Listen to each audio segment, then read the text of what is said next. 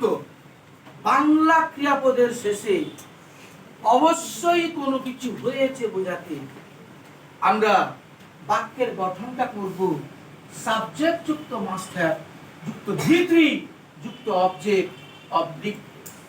কিরকম?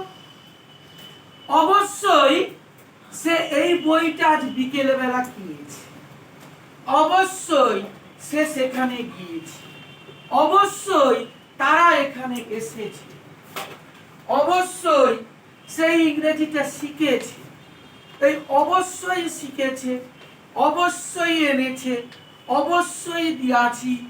এই যে অবশ্যই, প্রত্যেকটা ক্ষেত্রে যদি অবশ্যই কোনো কিছু হয়েছে বোঝায়, সেক্ষেত্রে বাক্যের গঠনটা হবে সাবজেক্ট যুক্ত মাস্ট হ্যাভ যুক্ত ভিত্রি যুক্ত অবজেক্ট অবলিক। আমি এটা উদাহরণ দিয়ে বুঝাই। তারা অবশ্যই আজ বিকেল বেলা বাজারে গিয়েছে। তাহারা অবশ্যই আজ বিকেল বেলা বাজারে গিয়েছে, বাজারে গিয়েছে। তো এখানে সূত্র অনুযায়ী কি হবে পিউ? সাবজেক্ট বসাতে বলছে, তাহলে আমি কি বসাবো? দে। তার ইংরেজি কি? দে। তাহলে দে। তারপর সূত্র অনুযায়ী আমি কি বসাবো? Must have. তাহলে মাস্ট হ্যাভ। ওই নায়ক। তারপর কাকে বসাবো? ভিত্রি চাইছে, কিন্তু ভার্বের তৃতীয় রূপ চাইছে। তাহলে যাওয়া ইংরেজি কি? গো। তার তৃতীয় রূপ কি? গান। তাহলে এখানে গান বসবে। তাহলে তারা অবশ্যই গিয়েছে। এবার প্রশ্ন করো কোথায়? না বাজারে। তাহলে টু দি মার্কেট, বাজারে। টু দি মার্কেট, বাজার। এবার প্রশ্ন আসবে কখন? আজ বিকেল বেলা। তাহলে today in the afternoon, today in the afternoon.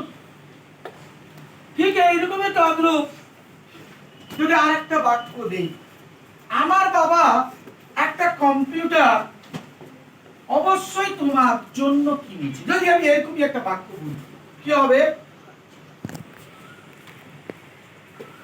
আমার বাবা তোমার জন্য বাজারে অবশ্যই একটি কম্পিউটার কিনেছে। আমার বাবা তোমার জন্য বাজারে অবশ্যই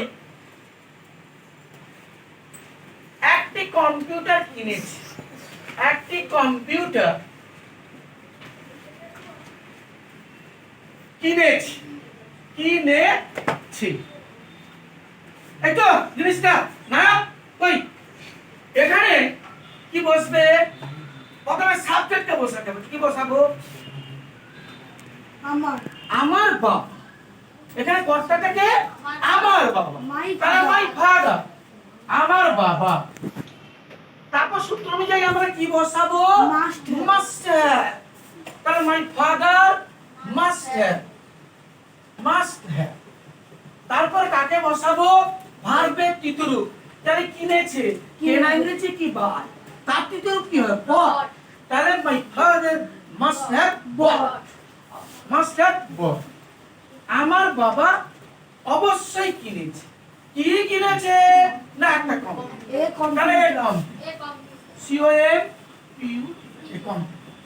এবার বলছে কোথায়? না বাজার। At market. At the market বা টু দ্য মার্কেট করা যায়। টু দ্য মার্কেট, মার্কেট, বাজার। এবার প্রশ্ন আসবে কার জন্য? তোমার জন্য। জন্য অর্থ বুঝালে কি প্রিপজিশন হয়? ফর হয়। তাহলে ফর ইউ, তোমার জন্য। ফর। বলো সবাই জিনিসটা বুঝতে পেরেছো? বুঝতে পেরেছো? এটাকে ডবল ভার্বেও করা যায়। বুঝতে পেরেছো? ডবল ভার্বের সিস্টেমটা শিখিয়ে দিয়েছি। তাহলে কোন কোন ক্ষেত্রে আমরা মাস্ট হ্যাভ ব্যবহার করব? অবশ্যই কোনো কিছু করা হয়েছে বোঝাতে আমরা ব্যবহার করব মাস্ট হ্যাভ। কি রকম? অবশ্যই সে কিনেছে, অবশ্যই তুমি এসেছো, অবশ্যই কারা এই কলমটা বিক্রি করেছে, অবশ্যই সে তার বইটা তোমাকে দিয়েছে, অবশ্যই তুমি তার টেবিল থেকে বইটা নিয়েছ। এই অবশ্যই কোনো কিছু করা হয়েছে বোঝাতে বাক্যের গঠনটা হচ্ছে সাবজেক্ট যুক্ত মাস্টার যুক্ত ভিত্তি যুক্ত অবজেক্ট অবলিক প্লেস। তাহলে অবশ্যই কোনো কিছু, অবশ্যই সে এসেছে, অবশ্যই সে সেখানে গিয়েছে, অবশ্যই সে বইটা দিয়েছে, অবশ্যই তুমি সেখান থেকে কলমটা নিয়েছো, অবশ্যই সে ইংরেজি শিখেছে, অবশ্যই প্রত্যেকটা ক্ষেত্রে একটা অবশ্যই ভাষাটা থাকবে।